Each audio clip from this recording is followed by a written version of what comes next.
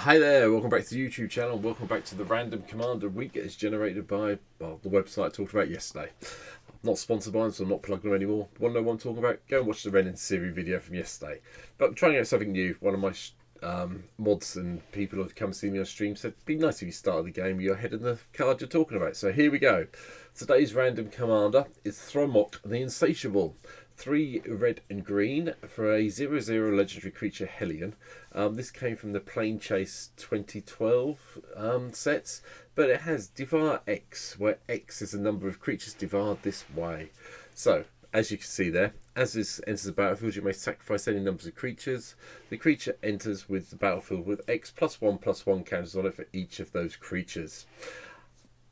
I'm going to be really honest. I had forgotten this card even existed in my life, and I actually have this Planechase deck, and I forgot it was in there entirely.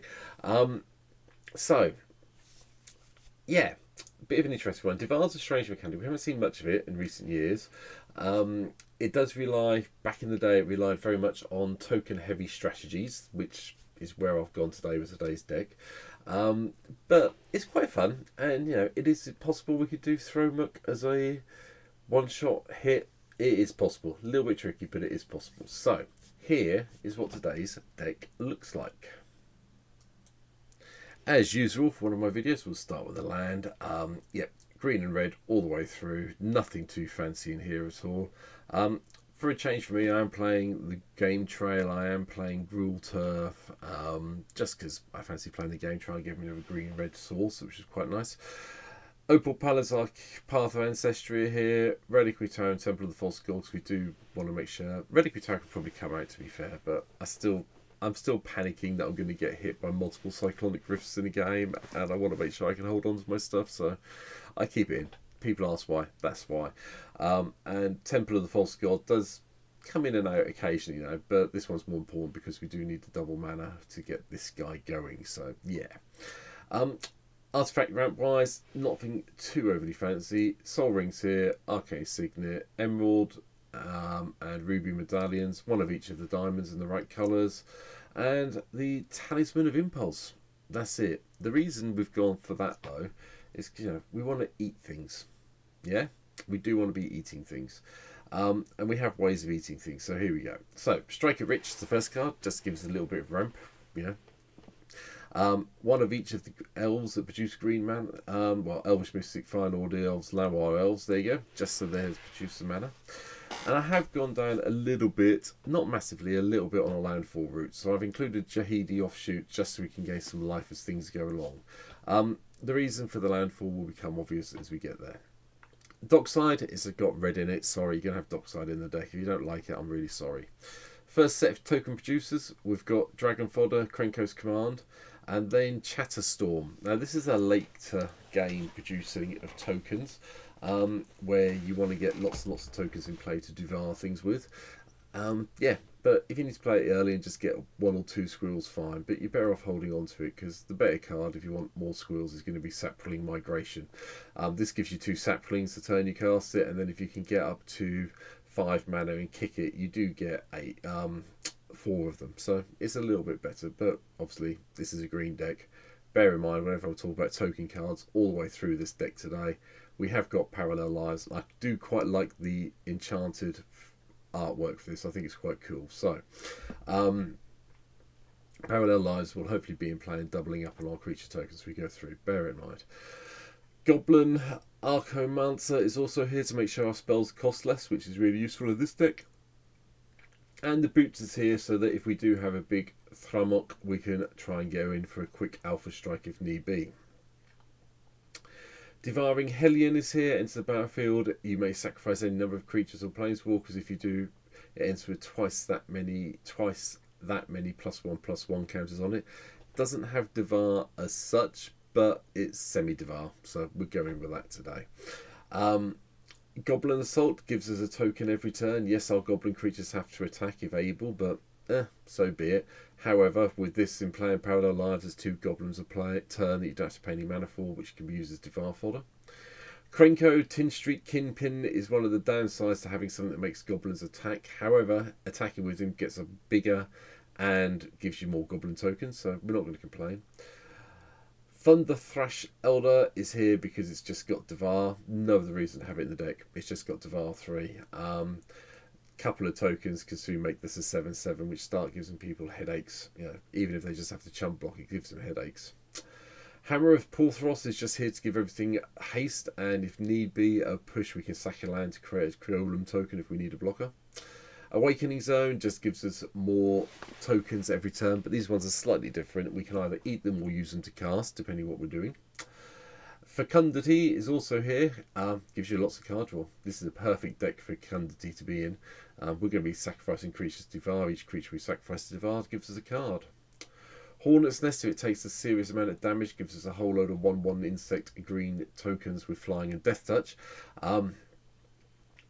Probably not going to sacrifice them off. They are probably going to be, unless there's a stupid amount, like, I don't know, you've blocked an Eldrazi that was a 12, 13, 13 or something, rather you got 13 of the things. Most of them are going to be used to defend the board with, so bear that in mind, or block something big so you get a whole load of them. Scoot Swarm, however, is why I've got some of the landfall stuff on the go. I will quite happily sacrifice a copy of my insect, and once I start getting Scoot Swarms going, a few lands each turn means we have a whole load of fodder that we can chuck into Devar. Anger is here. I haven't played the Incarnations for a while, so Anger appears from this one. We've also got Brawn here to do the trampling side. Anger is probably more important, so we want to get that in the graveyard, have a mountain in play, which gives everything haste unless someone exiles our graveyard. Brawn is very useful later in the game to give all our creatures trample as well, so, and we'll hopefully have a forest in play for that. Empty the Warrens, I had to have this in as well. I just love Empty the Warrens, and if I've got an excuse to play token generating storm cards, I will do. Flame Shadow Conjuring I'm trying out in this deck. I don't know if it'll work. I am basically doing it because if we have a non-token creature enter the battlefield and gives us a whole load of tokens, getting 2 copies of it seemed like a good idea, even if it does die. But yeah, if you can attack with it or devour it if you need to, the copy. Purphoros, had to cheat. I couldn't think of another backup win condition for this deck. Like I said, although I'm generating the cards on EDH Rec that I'm covering this week, I'm not looking at the deck list. I'm literally pressing the button, getting the commander, and having done with it. So, and Porphyros is one of my own additions to this deck. Enough tokens, shocking everyone when they come into play. It's fantastic. We all know it. Thorn Thrash Vishavo is also here because it's got Devour 2. So yeah, a couple of creatures makes it 6/6 quite happily, and then we can pay 1 to give it trample. I can cope with that. Court of Embereth, again, another way of generating tokens once we've played the initial mana cost that just happens every turn. Hopefully we'll be the Monarch a little bit more often than not, but if not, we still get a 3/1 Red Knight every turn, which we can't complain about. Krenko Mob Boss gets us around the whole must attack each turn, so we can just tap them and make a whole load of Goblin tokens, which is nice. Brawn and Parallel Lives I've mentioned. Bloodspore Thrax. 2 green, devour 1. Each other creature you control enters the battlefield with an additional X +1/+1 counters on it, where X is the number of +1/+1 counters on the Bloodspore Thrax. Now, the more you go into this deck, there is an argument to have things like hardened scales on the deck and so on and so forth, but I'm trying to avoid it. So it is possible you can take out Strike It Rich or Jahidi Offshoot if you want to try and go down more of a +1/+1 route with hardened scales, but Bloodspore is kind of good enough to do that without it, especially if we can protect it. You know, you can always chuck the boots on it if you want to keep it around.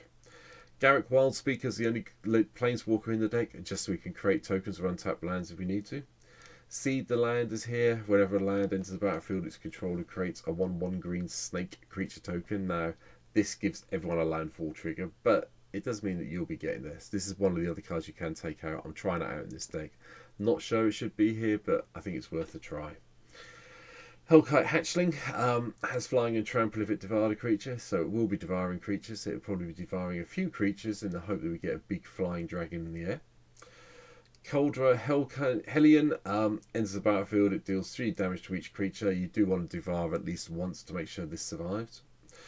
Voracious Dragon just enters the battlefield. It deals damage to any target equal to twice the number of goblins it devoured. This is why we have Krenkos in here. This is why we have Goblin Assault in here.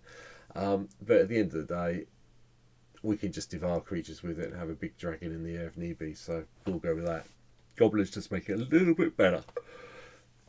Skull Monster enters the battlefield. It draws a card for each creature it devoured. So, you know, this and Fungicity give you a real nice draw engine. Hence why we still do have the Reliquary Tower in here. Partly. Tend to shoot Dryad. Come on, keep up with me. Thank you. Yep, we get Sapling every turn. Get the City's Blessing. They become big saplings. Yep, okay then. Same with the Mycoloth. You want to devour at least 2, maybe 3 creatures with this to get all those extra +1/+1 counters and just have a major amount of saplings appear in your upkeep each turn. Spore Mound just gives you landfall, gives you a sapling every time you play a land. Zendikar's Roll gives you elemental tokens, so more landfall triggers. Gorger Worm is just a 5/5 worm for 5 mana, and then if you devour things, it gets bigger. Shame it hasn't got anything like Trample, but you know, with Brawl in the Graveyard, we should be able to get there. And Xenagos, God of Revels. I've wanted another way of pumping up the board and getting things through quickly, and yeah, Xenagos kind of does that for us. Avenger of Zendikar will be one of the targets to be copied with the Flame Shadow Conjuring when it comes into play, and have all those lovely plant tokens come in. Again, another way of winning the game if need be, but it gives you a load of fodder to eat. Ravenous Gigantotherium, I think is how we pronounce that name, I'm not sure. But it's got Devour 3. It's from the Ikoria Commander set from back in the day. And when it enters the battlefield, it deals X damage divided as you choose up to X target creatures, where X is its power. Each of those creatures deals damage equal to its power to Ravenous Gigantotherium. So basically, it's a big fight creature. Are you going to use it to do that? It's a May ability. Into battlefield, deals X damage divided as you choose. Yes, you have to do it. So you pick the smallest creature on the board and keep your big boy around, is how I would do it. Hornet Queen, more things to keep us in the game with the Death Touch insects. And Omnath, Locus of Rage, landfall, 5/5s elementals, another way of winning the game.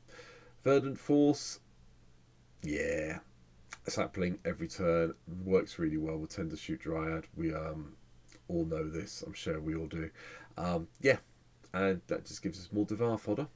And the final card I've added in, which is one people may be playing in this deck, I don't know. Like I say, Thromok's new to me. Song of Totananus. Yeah, X and a red from Wilds of Eldraine, I want to say. Yep. Create X 1/1 black rat creature tokens. They can't block, but gives all our creatures haste. So even if we have, maybe we have a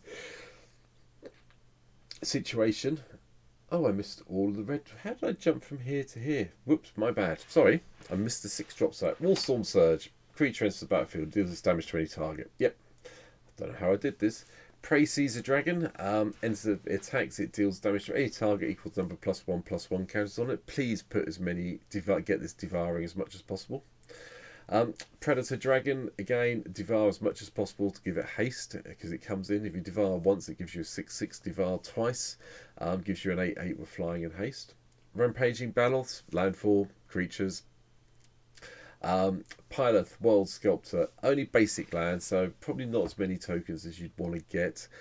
So these ones will probably be the ones you devour the most. And Dragon Brood Mother. Beginning of each upkeep, you get to have a little 1/1 red-green creature dragon token with Devour 2. I would suggest you don't devour the first couple of turns. When it gets to the turn before yours, when you create your dragon, devour the dragons that are being created so you get a bigger flyer. Makes sense to me.